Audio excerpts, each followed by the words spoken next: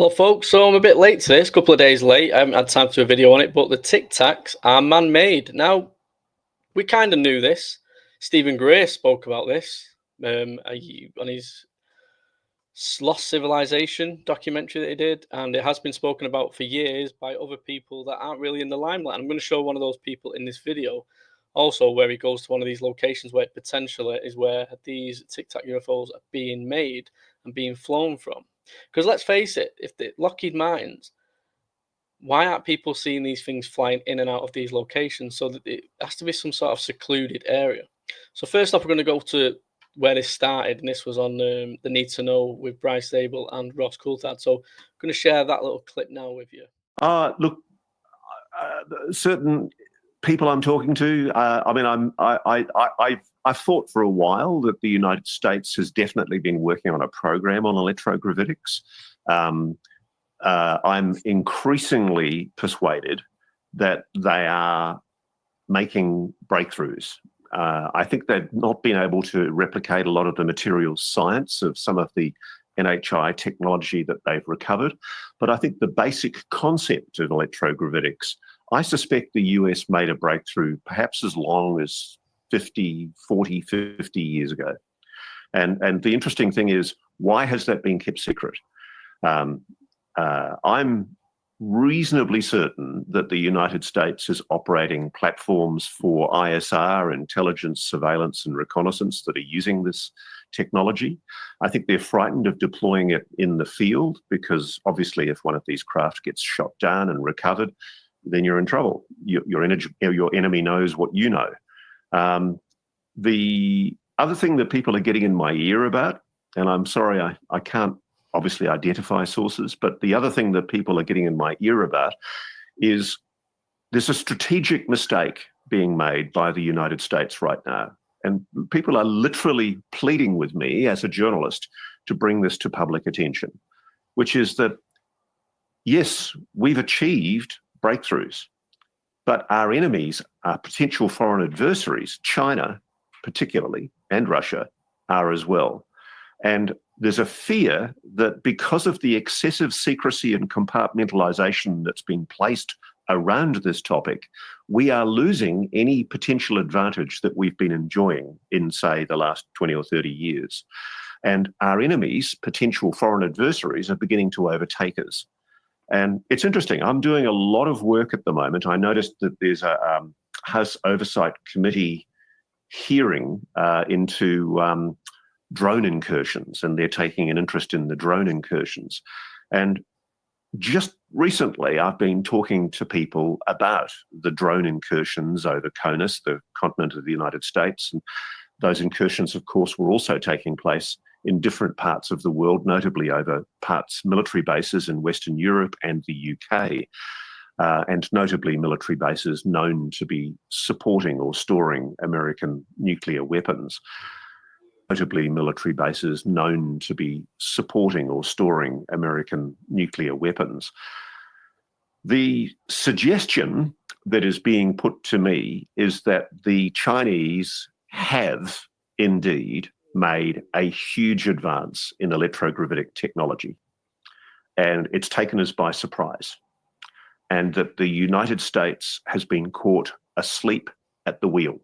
It was complacently, hubristically thinking that it was way ahead of its foreign adversaries. And in fact, the big show that took place, notably, I know it was reported mainly over New Jersey, I'm increasingly persuaded that the initial show, at least, was, in part, Chinese. And that what happened was the United States responded with technology of its own to muddy the waters. And so you've had this ridiculous situation where, if you believe it, and this is the implication not only from my Senator Mike Rounds interview, but also from the interview that General Glenn Van Herk, the former head of Northcom and NORAD, did to 60 Minutes Bill Whitaker a few months ago. They basically admitted that there's someone operating with impunity over the continental United States, flying so-called drone technology. These drones are not using known propulsion systems. They're not using jets. They're not using propellers. They're not using any kind of known turbine propulsion system that emits the kind of heat that we're used to from that kind of technology. The suggestion is they're using some type of electrogravitics. And my sources are telling me that the big story that, frankly, the US doesn't want you to know about right now, the story that's not being discussed in the media, is the implications of the admissions made by General Glenn Van Herk, in particular, to 60 Minutes, which kind of went through the gate and were largely ignored by most other media, but which I think are incredibly significant. You had two generals, Glenn being one of them, essentially admitting they are powerless to act against some kind of drone technology which is technologically superior to what we've got, operating with impunity, apparent impunity, over some of the most sensitive military bases in the United States. And that's the issue that I think is defining the anxiety in Congress right now, that essentially we do not want to show our hand to our foreign adversary of how developed our technology is, and that by revealing what we know about NHI technology that we've been able to back engineer, the big issue, the big fear is that by in any way disclosing that, we are going to give away a strategic advantage that we might have against potential foreign adversaries that do appear to be reconnoitering, doing reconnaissance on some of our most sensitive military bases. So there's my point, mate. Wow. So if you're listening or watching this, I need a little empathy here. This is what it's like to get thought today, Bryce. I now know categorically that the Tic Tac is Lockheed Martin technology. Categorically. Okay. The Tic Tac is Lockheed Martin technology. Why are we being lied to? This is the issue. Why is the United States government now participating at White House executive level in collusion with the... So there we have it. So Ross says he knows categorically that this is Lockheed Martin technology. This is something Stephen Gray's alluded to. A lot of other people have alluded to this, and I'm going to share a video in a minute from Mike Turber, who actually went to one of the locations,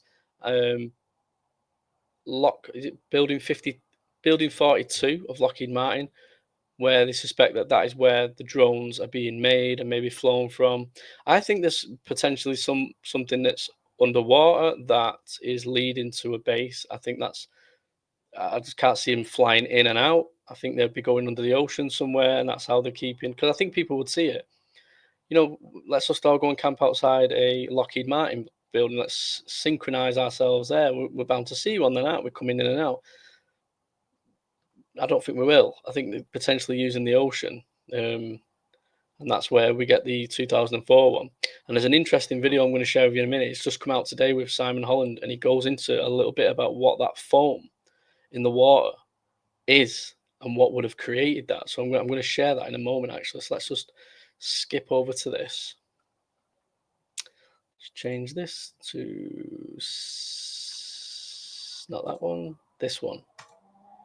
Working on advanced British physics, and right in the middle of it are two American NATO Air Force bases, Bentwaters and Woodbridge, and between them was a scrubby piece of government-owned woodland called Rendlesham Forest. So even if it was a flying saucer from the planet Zog, they chose to come to a closed military test area to do their visualization. Well, of course they didn't. I mean, it's obvious that whatever happened at Rendlesham was part of the surrounding area.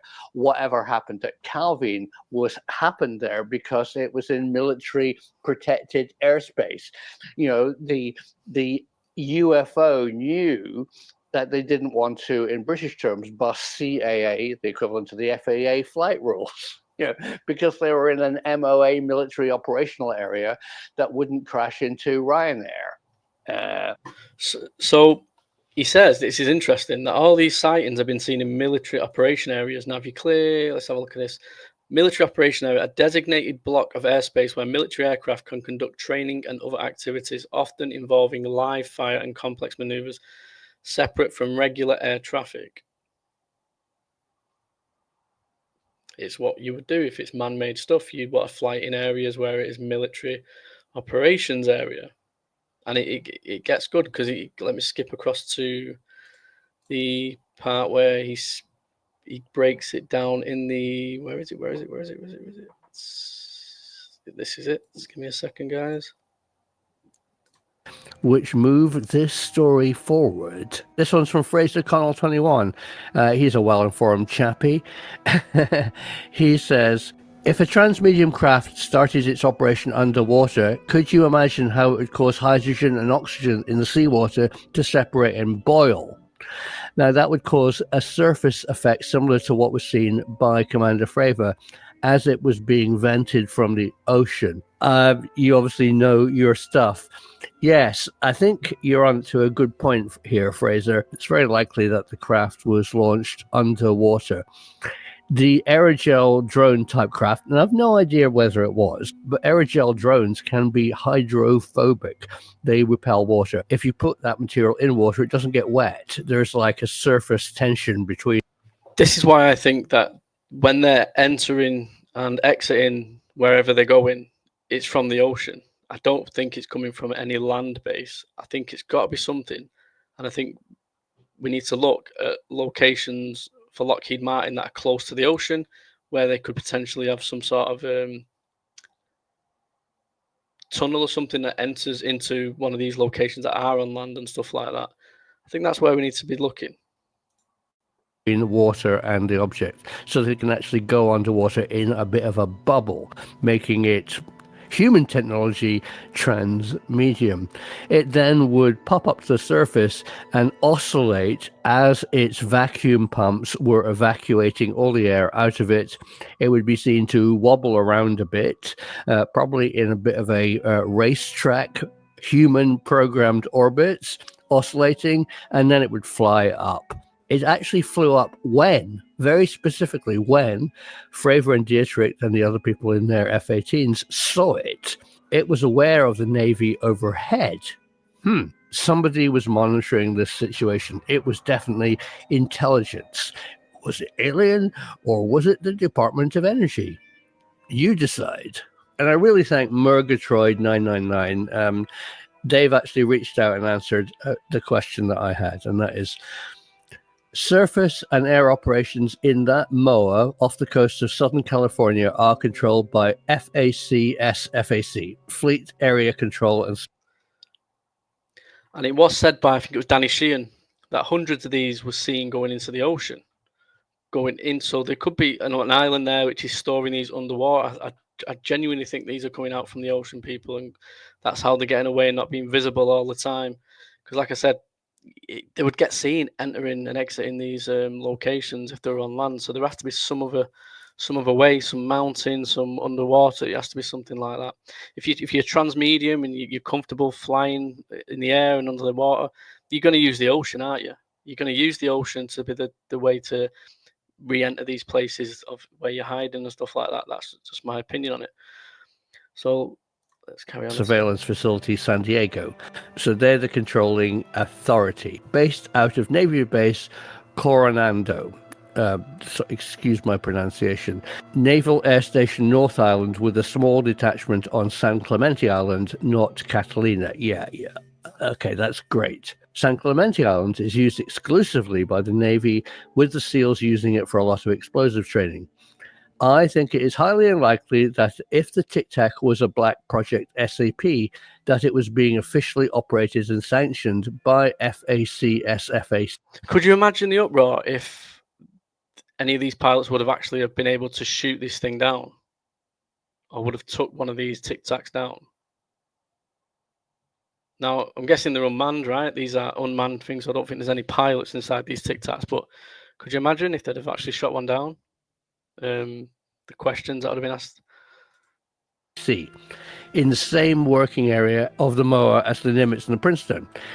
Yeah, it's very odd. The controlling authority is responsible for coordinating and deconflicting anything that appears in these MOAs. There was no way that they would allow a Tic Tac type craft to operate in the same area at the same time as the aircraft carrier Nimitz, without Fravor and his chain of command being aware of it. Human lives and billions of dollars of hardware from an unknown craft not being under positive control from the controllers on the Princeton or airborne controllers on board E-2 Hawkeyes in such close proximity to a nuclear-powered ship like the Nimitz is not something that would be sanctioned by command. It is possible, though, that a Black Project SAP could have unofficially operated the Tic Tac without sanctions, but the risks seem to make that rather implausible. Princeton had been seeing objects on the radar for days before Fravor saw the Tic Tac. So thank you, that's great. We now know who were the controlling authority. In a follow-up to that reply, the excellent Dom Furlong, who is a patron and a long-time viewer, says,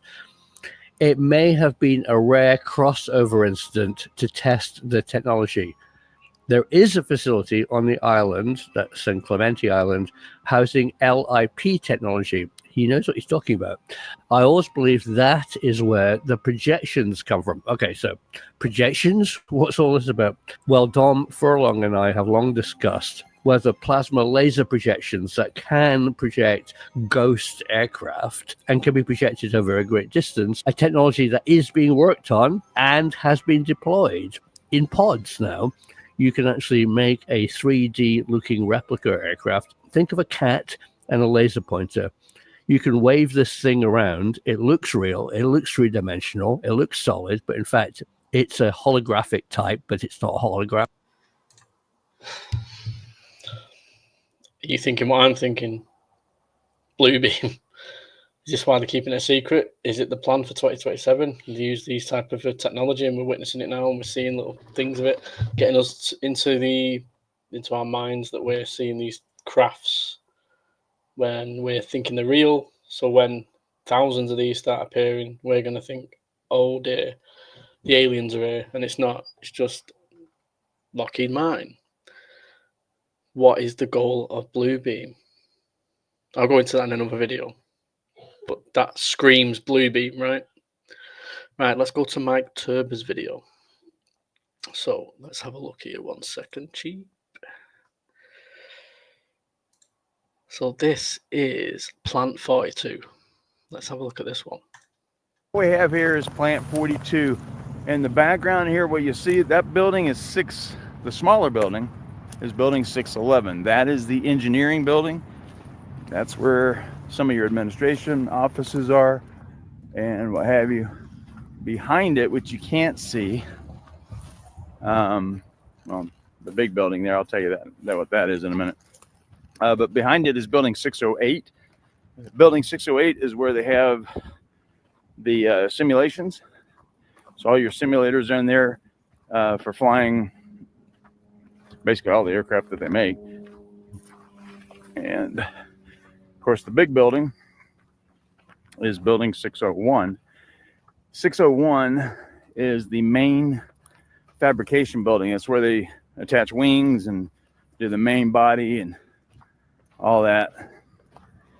And that building there is 855,000 square feet. Just getting to the Google Earth of this. So let's have a look. I've already got it preset here. So this is Lockheed Martin. You got a big building here. You got little buildings around it. Say little, they're still huge. And it's not a million miles away from where this happened. Not a million miles at all.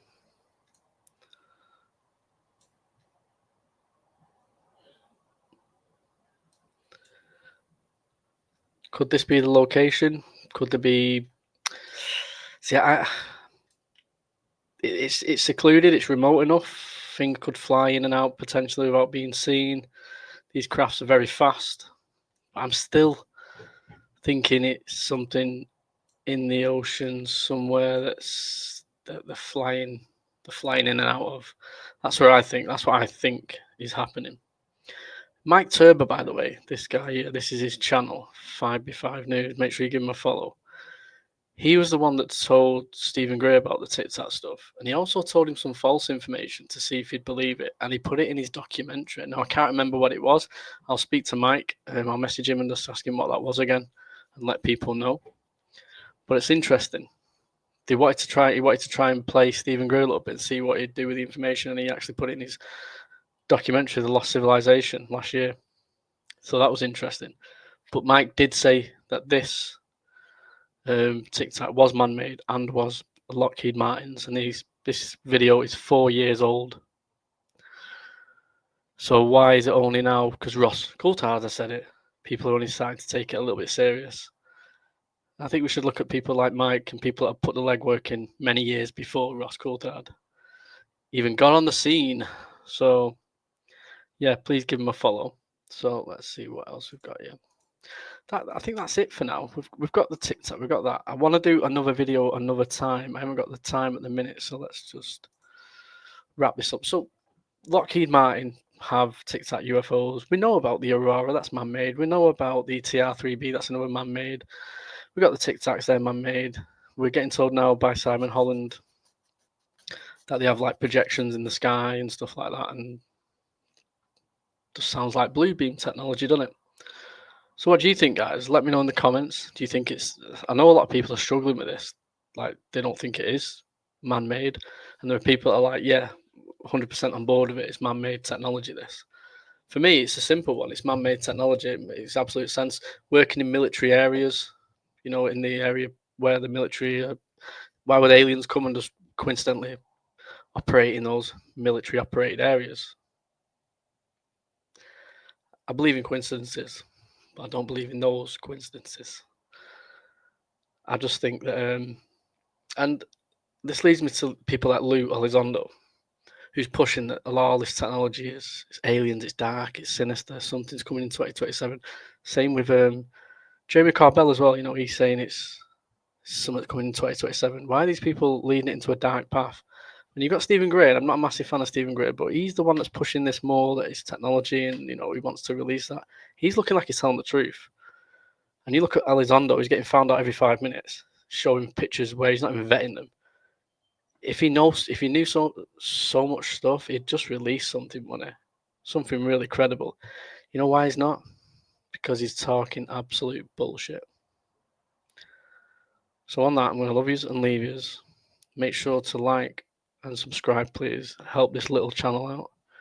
I mean, if you don't follow me on TikTok, I'm on TikTok. That's where I am most of my time as well. I do lives. We'll be going live this weekend. And I will be doing a video on Gilgamesh and the huge UFO with a building built over it and the connections there. I've not had time to go through that today. I just thought I'd catch up and do a video on this one. And it's red hot roasting. And to be honest, I can't be bothered today.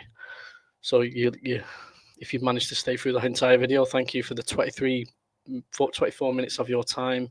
It is very much appreciated. And I'll hope to see you on the next one. Good night. God bless.